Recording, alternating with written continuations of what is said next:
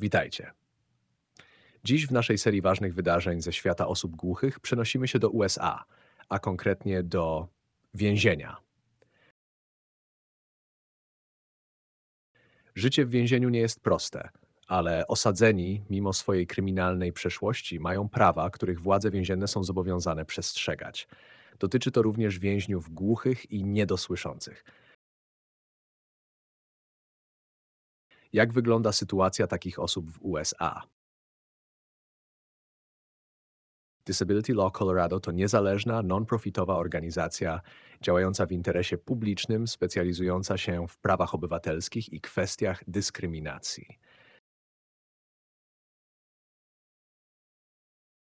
Pracuje na rzecz wprowadzenia zmian systemowych mających na celu utrzymanie lub poprawę jakości życia dzieci i dorosłych z niepełnosprawnościami.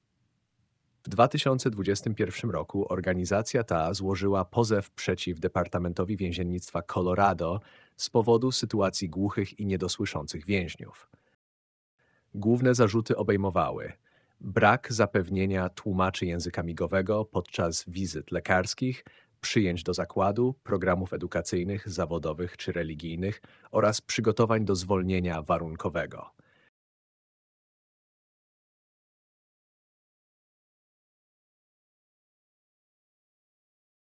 Brak równego dostępu do powiadomień i alarmów, czyli brak wizualnych systemów alarmowych i powiadomień. Brak zapewnienia i konserwacji aparatów słuchowych. Mówienie do głuchych więźniów, będąc odwróconym do nich plecami. Stosowanie środków przymusu, takich jak kajdanki, uniemożliwiających komunikację w języku migowym. W pozwie przytoczono przykłady 19 więźniów, którym nie zapewniono odpowiedniej pomocy, co znacznie ograniczało ich możliwości komunikacyjne. Co ciekawe, celem pozwu nie było uzyskanie odszkodowania, lecz zmuszenie władz do wprowadzenia udogodnień dla osób głuchych. Przed jego złożeniem Disability Law Colorado przeprowadziło ponad 120 wywiadów z głuchymi więźniami i przeanalizowało tysiące stron dokumentów.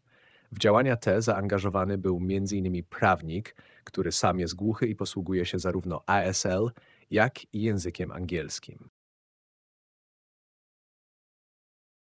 Niedługo po rozpoczęciu postępowania wyjaśniającego, pod koniec 2021 roku, strony rozpoczęły rozmowy na temat ugody i osiągnęły wstępne porozumienie w sierpniu 2022 roku.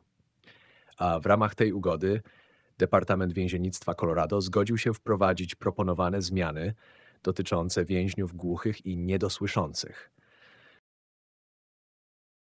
Niestety, w 2023 roku pojawiły się doniesienia o nieprzestrzeganiu warunków ugody przez Departament Więziennictwa Colorado. W związku z tym, w styczniu 2025 roku zawarto zmienioną ugodę, która wprowadzała plan monitorowania i szkolenia, mający na celu zapewnienie realizacji wcześniejszych zobowiązań przez Departament.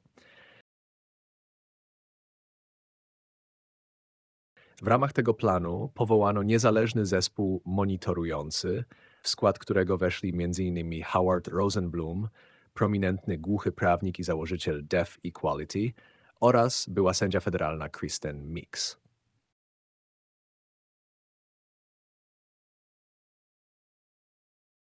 A jak wygląda sytuacja osób głuchych w polskich więzieniach? Czy mają zapewnioną pomoc tłumaczy? Czy mają dostęp do aparatów słuchowych? Jeśli macie takie doświadczenia, podzielcie się nimi w komentarzach.